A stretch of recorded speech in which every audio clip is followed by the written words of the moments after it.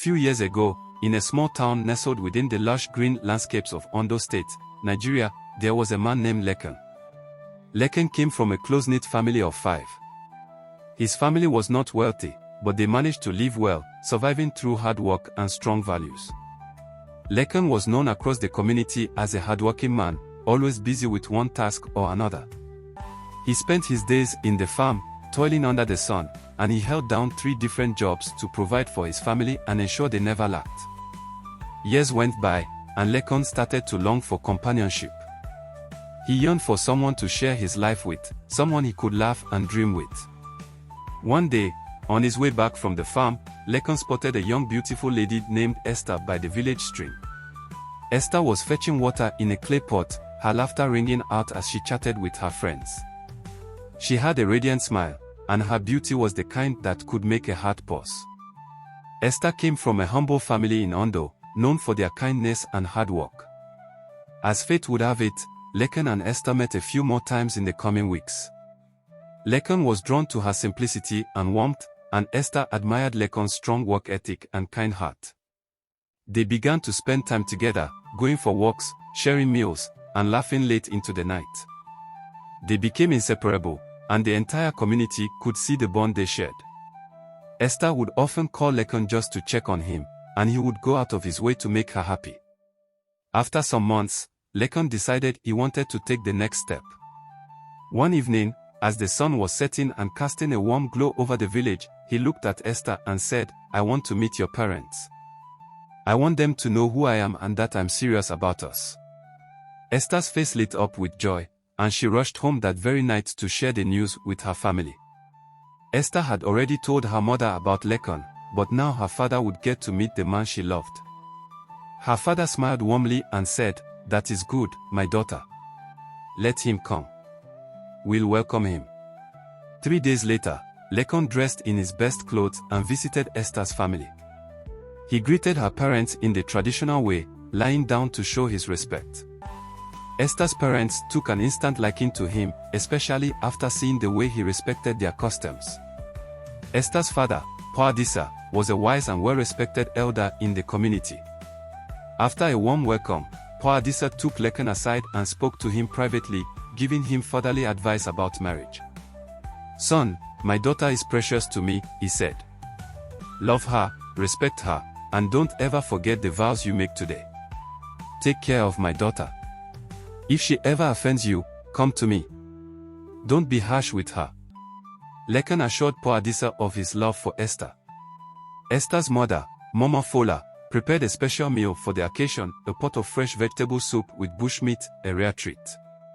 Lekan and Esther's family shared stories and laughter late into the night. Lekan felt at home, and the love between him and Esther grew even stronger. In time, Lekan introduced Esther to his own family. His mother took to her immediately, joking and sharing stories with her as if she were already part of the family.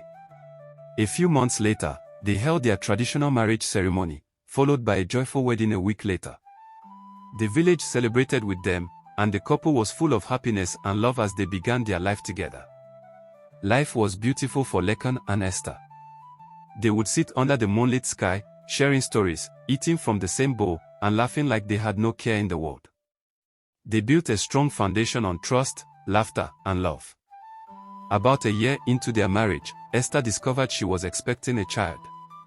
When she told Lekan, his face lit up with joy, and he hugged her tightly, promising, "I do the house chores, I don't want you or our baby to feel any stress." They laughed and dreamed together about the future. 9 months later, Esther gave birth to a baby boy, whom they named Shola. Their home was filled with joy, laughter, and celebration as they welcomed their son into the world. Over the years, Lekan and Esther were blessed with 2 more children, and their family grew in love. Shola, their eldest, was a particularly intelligent and curious child, always asking questions and learning new things. Lekan was proud of him, and their bond as a family seemed unbreakable. But as time passed, something in Lekan's heart changed.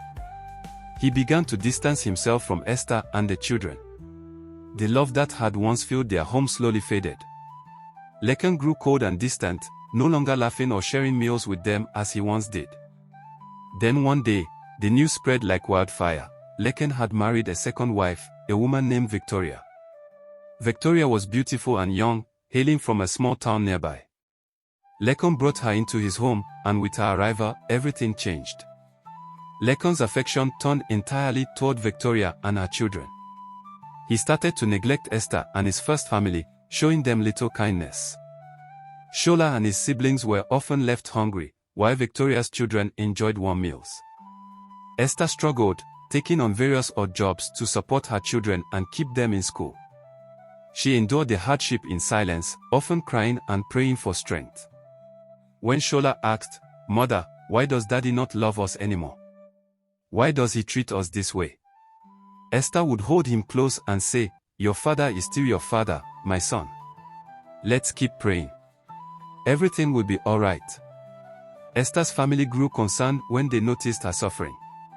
Her younger brother, Ode, paid her a visit one day.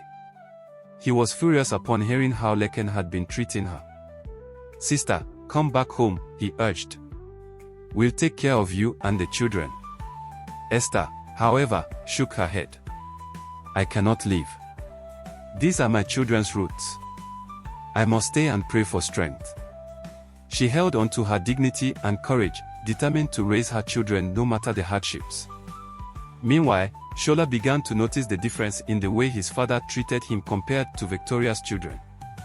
Victoria's sons wore new clothes, ate well, and attended a prestigious school, while Shola and his siblings wore hand-me-downs and struggled for basic necessities.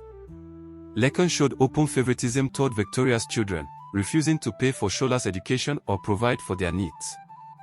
Esther, to support her children, took on various jobs, from farming to washing clothes for neighbors. One of Esther's close friends, Auntie Laura, would visit her often. Auntie Laura, a wise and compassionate woman, had watched Esther suffering in silence for too long.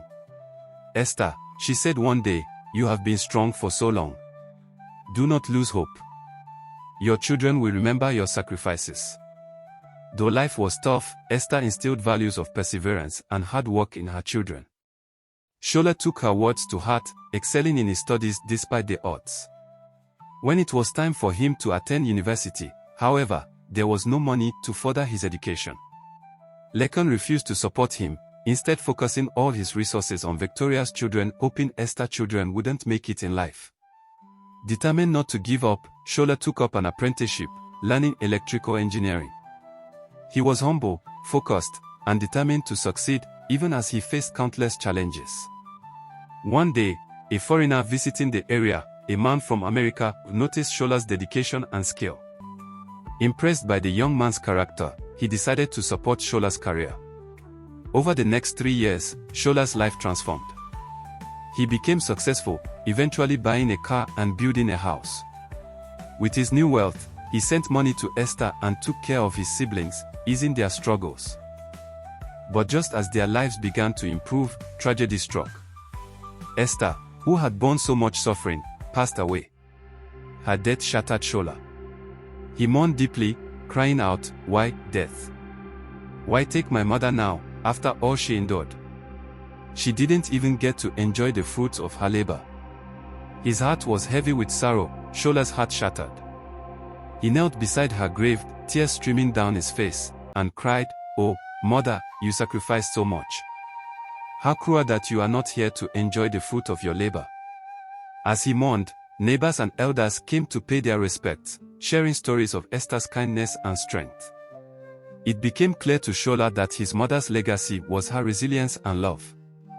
But he honored her memory, remembering her love, strength, and sacrifices. After Esther's burial, Lekan, Shola's father, now frail and regretful, sent elders to beg Shola, his son, for forgiveness. The old man admitted, "I made a terrible mistake. I wronged Esther, my wife, and my children." His once proud voice was now filled with remorse, and he wept bitterly.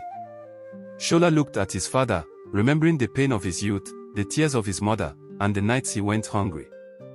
And yet, despite it all, his heart softened. He approached Lekan, embraced him, and whispered, "I forgive you, Daddy." So, my dear listeners, this is the story of Shola and his journey through love, hardship, and forgiveness. If you were in Shola's shoes, Could you forgive as he did? Let me know in the comments section. Thanks for watching. Kindly subscribe to my channel for more interesting video like this video, share this video and comment. See you in my next video.